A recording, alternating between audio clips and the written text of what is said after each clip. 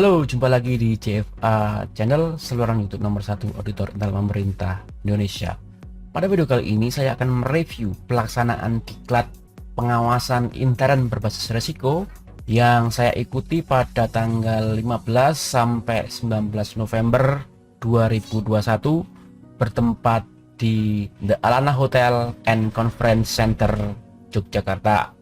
Kemudian untuk materi ada beberapa modul. Modul pertama berjudul manajemen risiko. Kemudian modul kedua berjudul perencanaan audit intern tahunan berbasis risiko. Ya. Kemudian modul ketiga ada pelaksanaan audit intern berbasis risiko. Jadi dalam diklat pengawasan intern berbasis risiko kemarin digunakan 3 modul ini. Namun kemarin pada saat pelatihan modul ini tidak terlalu dibuka. Pengajarnya lebih banyak menggunakan PowerPoint yang dibuat oleh mereka untuk merangkum dari isi modul ini. Kemudian pelajaran lebih kepada presentasi PowerPoint dari pengajar. Kemudian beberapa kasus diberikan untuk menjadi bahan latihan di kelas seperti itu. Jadi ini modul pertama, modul manajemen risiko, ada 91 halaman di sini di modul 1. Kemudian modul 2 ada 57 halaman. Kemudian modul 3 ada 67 halaman. Jadi yang paling banyak adalah modul manajemen risiko. Kemungkinan ini karena manajemen risiko adalah awal dari proses keseluruhan. Jadi tanpa manajemen risiko, audit berbasis risiko sulit untuk dilaksanakan. Karena ini adalah prasyarat utama dalam melakukan audit berbasis risiko atau audit manajemen risiko secara murni dan konsekuen tentunya. Oke. Untuk modul pertama, daftar isinya seperti ini, ada gambaran umum manajemen risiko, kemudian bab keduanya menerangkan proses manajemen risiko, kemudian di bab 3-nya ilustrasi penerapan manajemen risiko, kemudian ada 3 bab di modul manajemen risiko.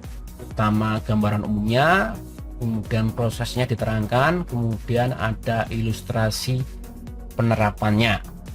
Kemudian untuk modul kedua, modul perencanaan audit intern tahunan berbasis risiko, terdiri, kita lihat daftar isinya. Oke, ada berapa bab ya? Ada 4 bab.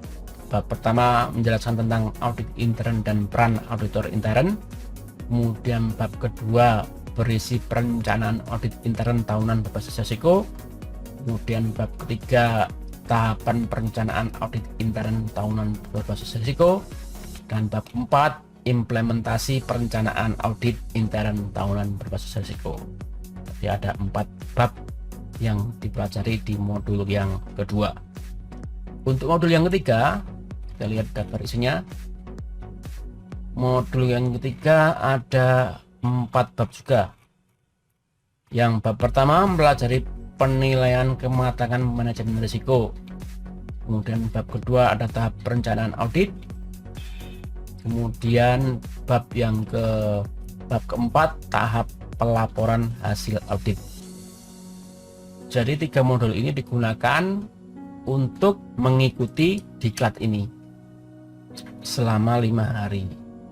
Hari pertama membahas manajemen risiko di modul 1. Hari kedua membahas perencanaan audit intern berbasis risiko, modul yang kedua. Kemudian hari Rabu, Kamis, dan Jumat 3 hari selanjutnya di modul yang ketiganya. Ya, dari sini. Jadi kemarin untuk pelajaran manajemen risiko kemarin disampaikan oleh Pak Suratman. Kemudian yang pelajaran perencanaan audit intern tahunan berbasis risiko dibawakan oleh Ibu Siti Solekah. Kemudian 3 pelajaran terakhir ini berikutnya diberikan oleh Ibu Forita Widati. Oke. Jadi seperti itu, ada 50 jam latihan. Dan dari hasil pelatihan selama 5 hari ini, memang pelatihan ini sangat bermanfaat untuk membantu auditor meningkatkan pengetahuan, wawasan, dan nantinya diharapkan setelah mengikuti latihan ini mampu mempraktekkan pengawasan internal berbasis risiko di instansinya, seperti itu. Jadi harapannya seperti itu. Kemudian yang paling menarik dari diklat ini, kemarin saya menemukan 3 hal yang paling menarik yang dapat menjadi perhatian saya. Pertama, mengenai struktur organisasi atau struktur tata kelola pemerintahan yang harus disesuaikan. Karena ilmu MR ini kan diadopsi dari luar negeri dan paling cocok diterapkan di BUMN dan di perusahaan swasta. Karena di perusahaan BUMN dan swasta ini struktur tata kelolanya sudah match dengan ilmu konsep manajemen risiko ini. Jadi manajemen risiko ini menjadi bagian dalam proses tata kelola mereka, dan proses tata kelola ini harus sinkron dengan struktur tata kelolanya. Jadi jelas siapa yang melakukan manajemen risiko, siapa pemilik risikonya di masing-masing lini organisasi. Jadi siapa yang akan membuat register risikonya jelas. Sementara di pemerintahan daerah itu struktur organisasinya belum sama atau belum identik dengan yang ada di BUMN atau di swasta yang menerapkan ilmu manajemen risiko. Nah, struktur ini perlu disesuaikan supaya ilmu manajemen risiko ini dapat diterapkan dalam proses tata kelolanya. Jadi seperti yang video yang dulu pernah saya buat, bahwa harus terdapat sinkronisasi antara struktur tata kelola dan proses tata kelola agar target atau tujuan akhir dari tata kelola itu tercapai, yaitu kredibilitas. Jadi kredibilitas pelayanan publik tercapai dengan tata kelola yang baik. Nah, salah satu syarat tata kelola yang baik antara struktur tata kelolanya dan proses tata kelolanya harus sinkron sehingga tata kelolanya dapat berjalan efektif, seperti itu. Nah, di kemarin Pak Suratman menyampaikan beberapa wacana struktur organisasi seperti apa yang tepat dalam menerapkan manajemen risiko. Coba kita lihat sebentar ya, kemarin yang diberikan oleh Pak Ratman. Mana ya? Bentar. Oke, di strukturnya.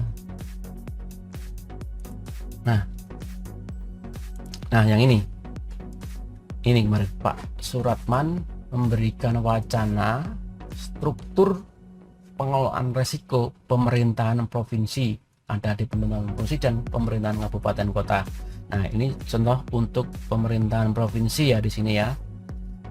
Di situ ada struktur yang dibuat seperti ini. Jadi gubernur menjadi penanggung jawab manajemen risiko. Kemudian ada di bawahnya ada koordinator penyelenggara unit pemilik risiko tingkat eselon 1 pengelola risiko, yaitu sekretaris daerah, dan sekretaris daerah menjadi pemilik risiko eselon 1-nya. Jadi sasaran eselon 1-nya nanti diidentifikasi oleh Seda, nanti pemilik risikonya yang mengelola itu Seda. Kemudian ada di sini dibangun 2 di kanan kiri ini, yaitu ada komite pengelolaan risiko tingkat Pemda, kemudian ada unit pemilik risiko tingkat Pemda. Itu ada struktur baru di sini ya. Kemudian ada dibuat di sini juga yang di sini nih. Ini ada unit kepatuhan asisten Sekda dan unit yang ditunjuk.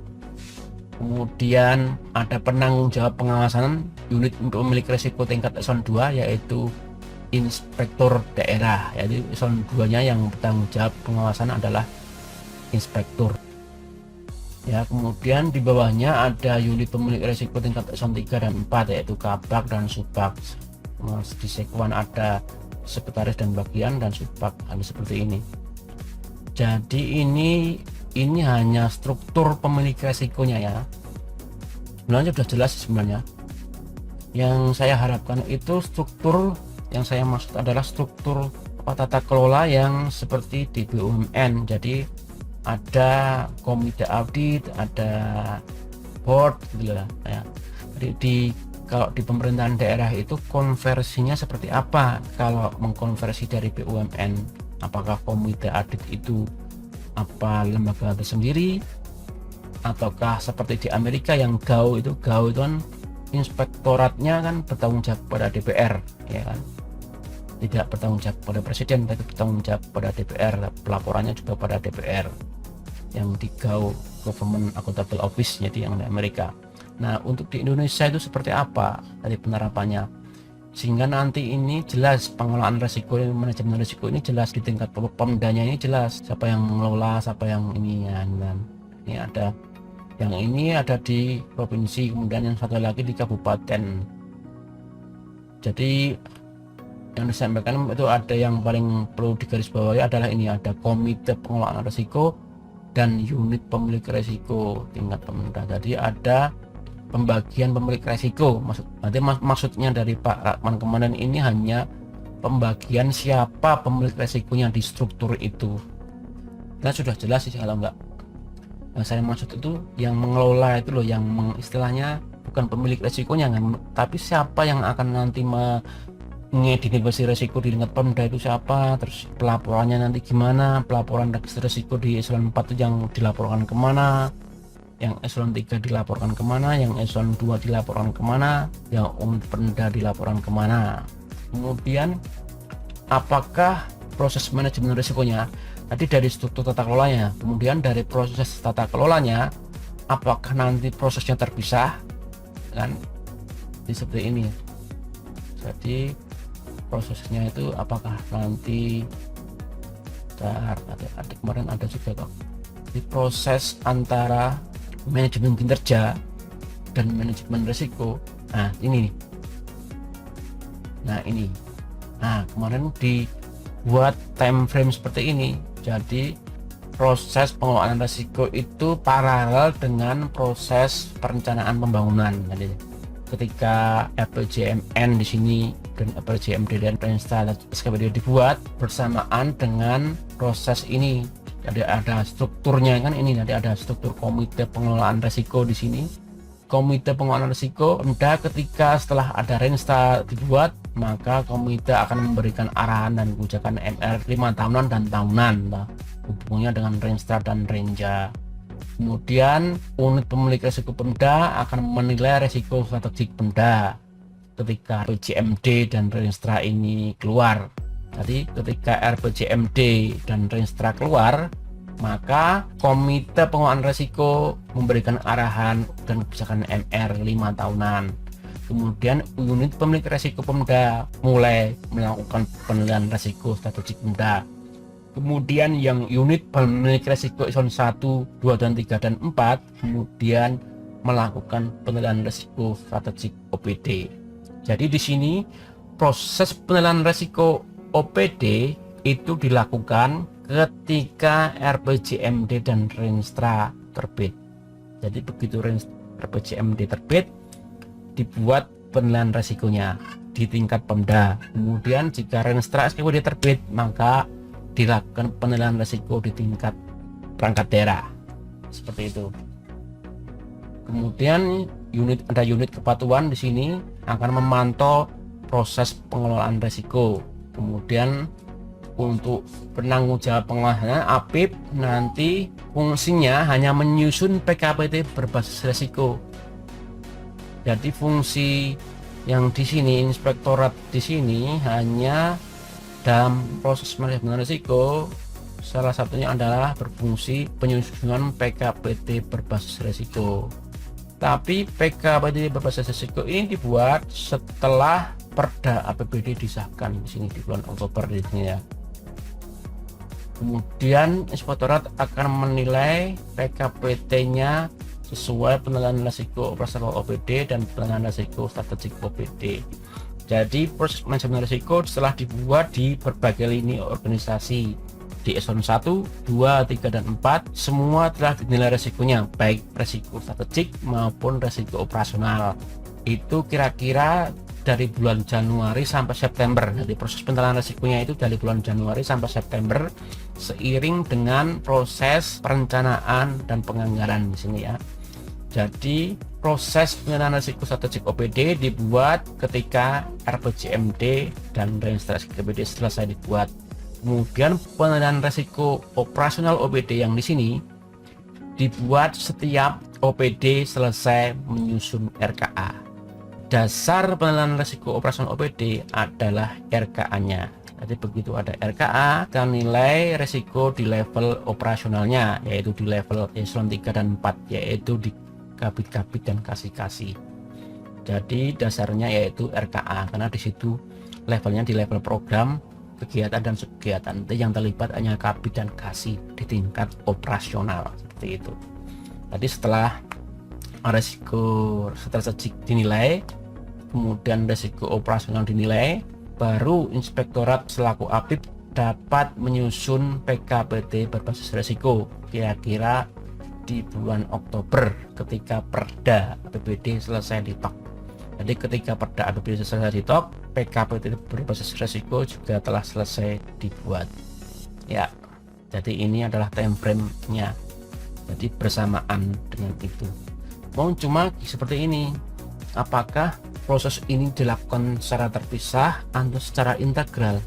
Ketika Pemda menyusun RPJMD, apakah dia menunggu RPJMD itu selesai baru dinilai risiko strategiknya, atau sekaligus secara terpadu, berarti bersamaan dengan menyusun RPJMD disusun pula proses penilaian risikonya?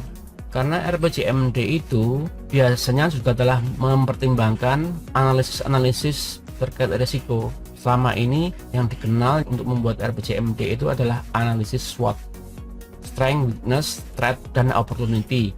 Nah, threat dan opportunity itu adalah bagian dari resiko-resiko Pemda.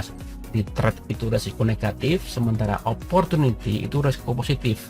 Nah, dari dokumen RPJMD itu, dari analisis SWOT yang biasa dilakukan oleh Bapeda ketika menyusun RPJMD, itu dapat diidentifikasi di situ resiko-resikonya, resiko negatifnya dan resiko positifnya. Resiko negatifnya terkait threat yang telah dianalisis, kemudian resiko positifnya terkait opportunity yang telah dianalisis di dokumen perencanaan.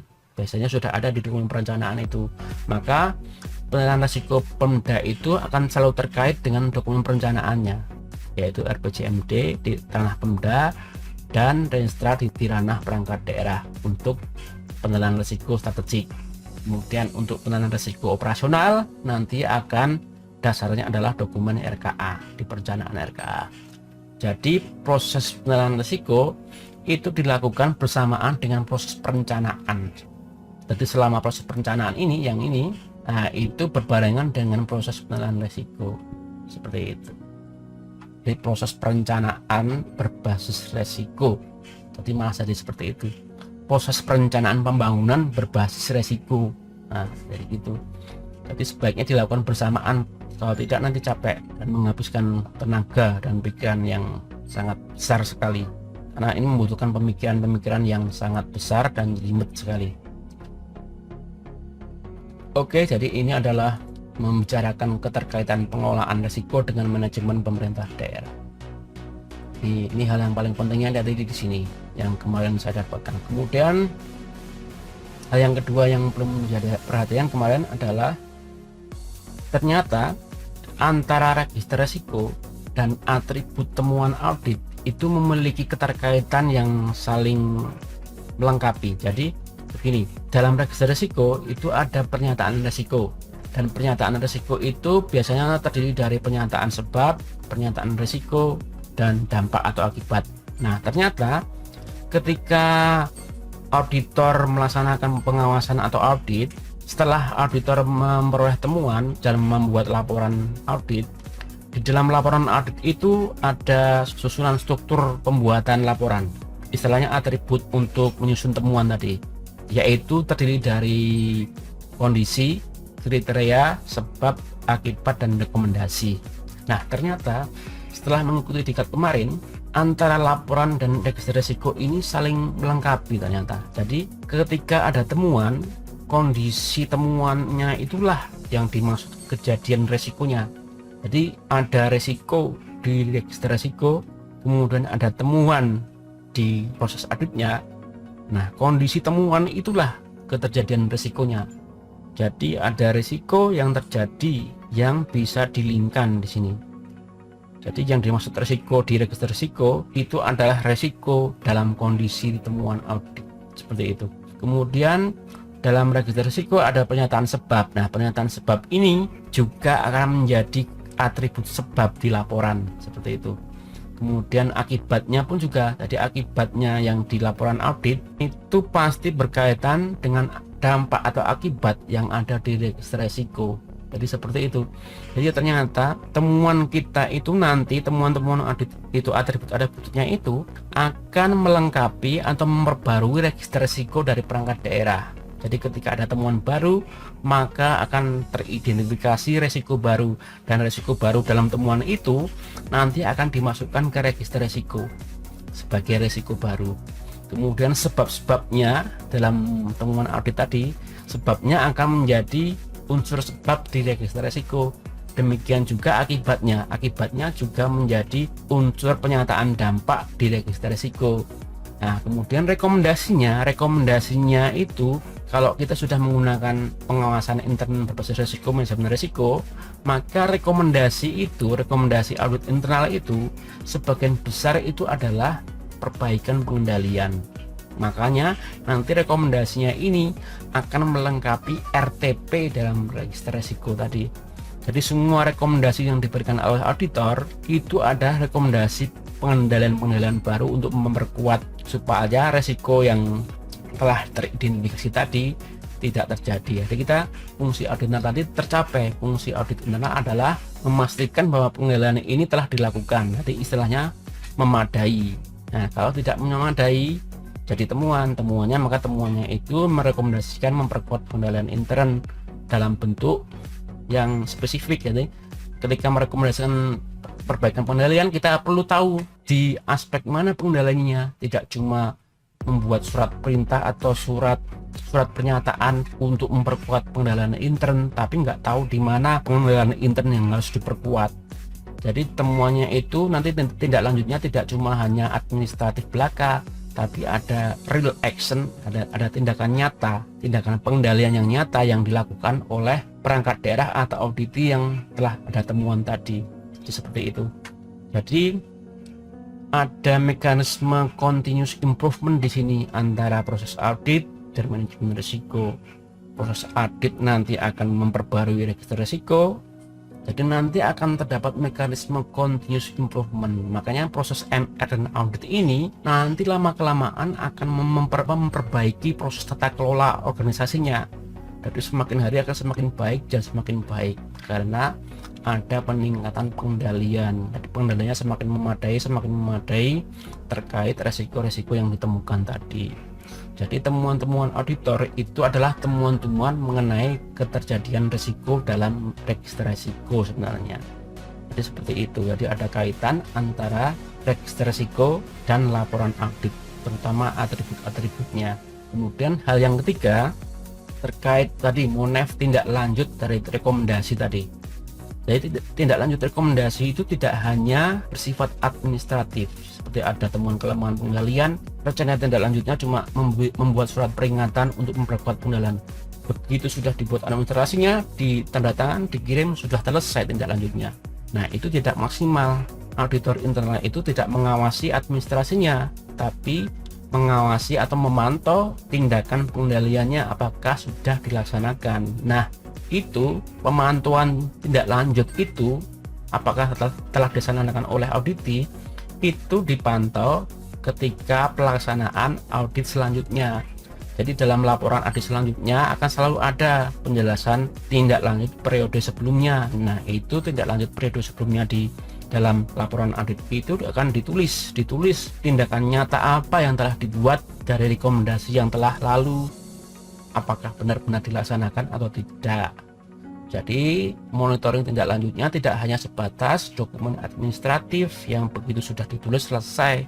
Tidak seperti itu. Auditor itu harus memantau memantau bahwa pengendalian yang direkomendasikan tadi sudah dilaksanakan, sehingga mencegah temuan-temuan yang berulang. Jadi risiko-risiko tadi tidak bakal terjadi ketika pengendalian tadi dilaksanakan. Nah, kalau ada temuan-temuan yang berulang, maka yang perlu disalahkan adalah auditornya. Auditornya tidak memberikan rekomendasi yang memadai terkait perbaikan pengendalian, atau auditornya juga tidak memantau. Begitu selesai memberikan rekomendasi, selesai administrasinya dibuat, setelah itu tidak ada pemantauan lagi dari auditor di audit selanjutnya. Maka harus ada sistem pemantauan yang jelas, bukan hanya pemantauan yang bersifat administratif, tapi ada pemantauan yang bersifat real action. Nanti kita waktu audit kita memantau tindakan pengendalian yang sudah dilakukan yang setelah kita rekomendasikan pada audit sebelumnya, seperti itu. Jadi ada 3 ya, ada 3 poin yang didapat dalam dekat saya kemarin. Yang pertama yaitu terkait perombakan struktur tata kelola supaya proses manajemen risikonya dapat dilaksanakan di pemerintah daerah. Yang kedua yaitu hubungan antara register risiko dan laporan audit. Jadi pernyataan-pernyataan di register risiko yang terdiri dari pernyataan sebab, risiko dan akibat itu ada hubungannya dengan kondisi, kriteria, sebab dan akibat dan rekomendasi di laporan audit. Kemudian yang ketiga mengenai monef tindak lanjut. Monef tindak lanjut itu tidak boleh hanya sebatas administratif belaka, tapi harus ada pemantauan nyata dari auditor di proses audit selanjutnya bahwa tindakan-tindakan pengendalian yang telah direkomendasikan tadi benar-benar dilaksanakan oleh auditi. Jadi ada 3 poin yang kemudian saya dapatkan dari dekat ini, dan poin ini sangat penting dalam membentuk mekanisme continuous improvement sehingga ada perbaikan tata kelola, tidak ada temuan yang berulang lagi karena proses tata kelolanya semakin baik seiring pengendalian yang semakin baik, seperti itu ya. Jadi ada 3 poin yang saya dapat dari dekat kemarin, dan poin ini sangat bermanfaat dalam memberikan wawasan, pengetahuan dan praktik terbaik ketika melaksanakan penugasan audit, seperti itu. Jadi hanya itu yang dapat saya sampaikan. Untuk modul dan materi-materinya nanti akan saya share. Teman-teman Sobat Prokom yang ingin memperoleh materinya bisa mengirim emailnya Sobat Prokom di ini, di yang mengalir sini. Silahkan dikirim permintaan materi modul pengawasan intern berbasis risiko. Bilang di subjeknya, nanti diberi judul subjeknya permintaan materi modul tingkat pengawasan intern berbasis risiko BPKB, dan kirim ke alamat email kosong. Nanti saya akan kirim modulnya melalui email saudara. Oke, sekian, jumpa lagi di video-video selanjutnya. Jayalah terus auditor internal pemerintah Indonesia. Salam Prokom. Sukses selalu JFA Channel, jayalah terus auditor internal pemerintah Indonesia. Salam Prokom. Sukses selalu JFA, jayalah terus auditor intern pemerintah Indonesia. Sukses Prokom. Sukses selalu JFA Channel, jayalah terus auditor internal pemerintah Indonesia. Salam Prokom. Sukses selalu JFA Channel, jagalah terus auditor internal pemerintah Indonesia. Salam Prokom. Sukses selalu JFA Channel, jayalah terus auditor internal pemerintah Indonesia. Salam Prokom. Sukses selalu JFA Channel, jaya terus auditor internal Indonesia. Salam Prokom.